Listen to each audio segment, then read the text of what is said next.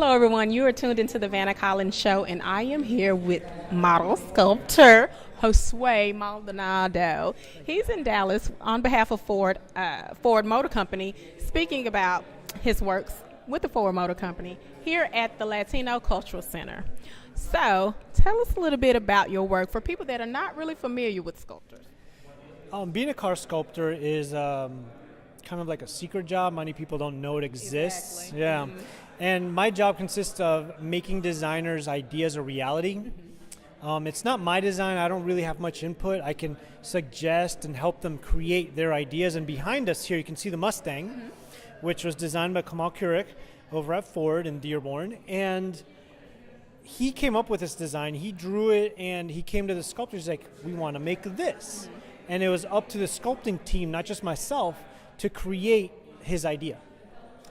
Awesome. You hear that, guys? So, I mean, again, I had no idea that there were sculptors in the motor company. I mean, that's kind of very far-fetched. You think cars, you think metal, but the clay allows us to change the sculpture a lot faster than working in metal. Right. And I've noticed that you've done other works outside of this. So how did you actually land yourself as a car sculptor? My background as a sculptor, I know how to work with metal, wood. I know how to sew, work with leather. I know a little bit of graphic design, painting. All these skills are applicable when working on any sculpture. Okay. And the same sculpting techniques that I apply in my work, I apply on sculpting a car. So I also have an industrial design degree, so I can understand engineering drawings, orthographics, that sort of thing. So it helps in car design, because it's a big background to be able to make such a big sculpture. Okay, and as an individual, what would you find to be the most difficult when, it comes to sculpting?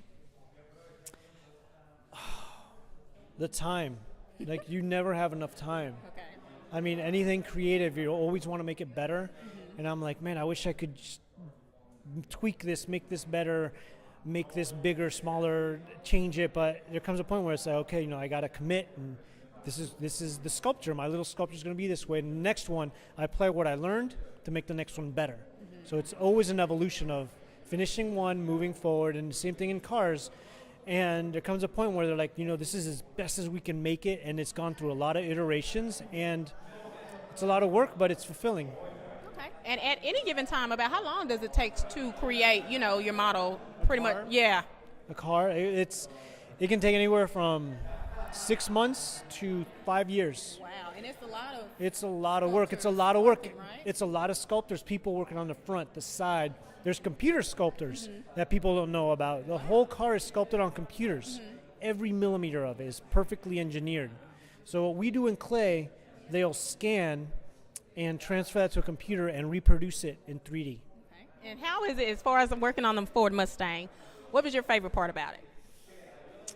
I personally like the body side, just the length. It looks long and fast, but at the same time strong, kind of echoing the old muscle car feel of old cars, but still looking new. Not looking too retro, not looking retro, but still, giving an homage to the past. Like, yes, this is Ford. This is what a Mustang feels like, and that's what I like about the body side, the whole side shoulder area.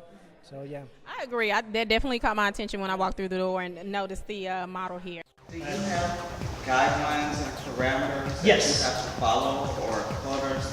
Do you Not have quotas. to fit within a certain parameter? Yeah, we have certain parameters like safety for head impact. Like, we can't sculpt a glass. Like, a lot of these drawings, sometimes this is actually probably a little bit too small.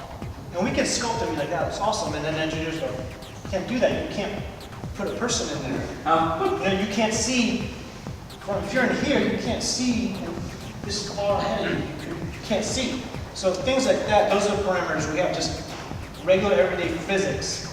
If you've been in those really old cars where the hoods are really long, you can't do that anymore. You just don't do that anymore. So how do you close the gap between creativity and specifications or safety? That's the balance. We have to be as creative as we can within those parameters. And that's the challenge. That's what makes the job fun, because you're like, oh, I have to do this.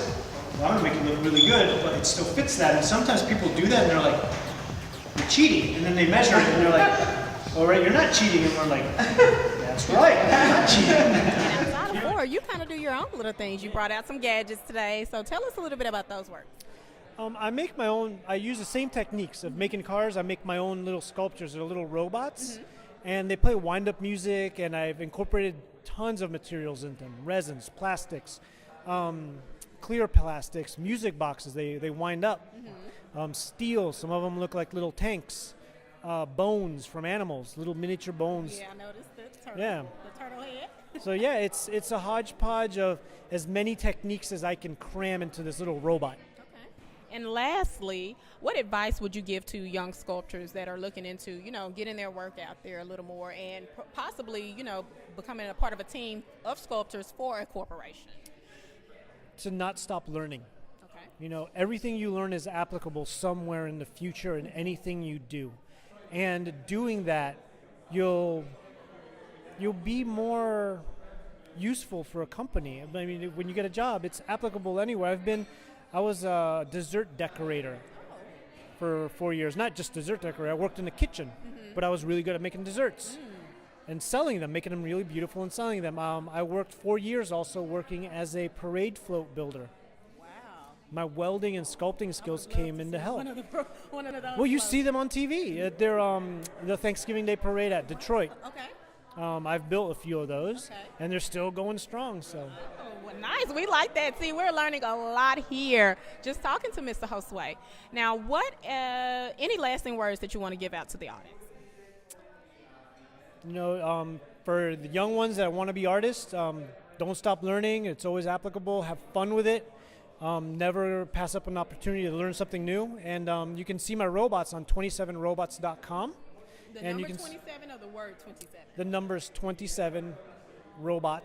Okay. And you can see all my little robots and all the different variations. And which you have those showcased around, LA? They're in Detroit. I have them at a gallery in Detroit and here, and I had one show in LA a few years ago. That's where I first showed them, and they had a good turnout, so I've been kind of experimenting with them to see where I can take them. Well, great. Well, it was definitely a pleasure meeting you tonight. I am definitely glad that I came out to learn a little bit more about what you do, because I never knew all of this went into, a display for a vehicle, or building a vehicle. It was a pleasure meeting you.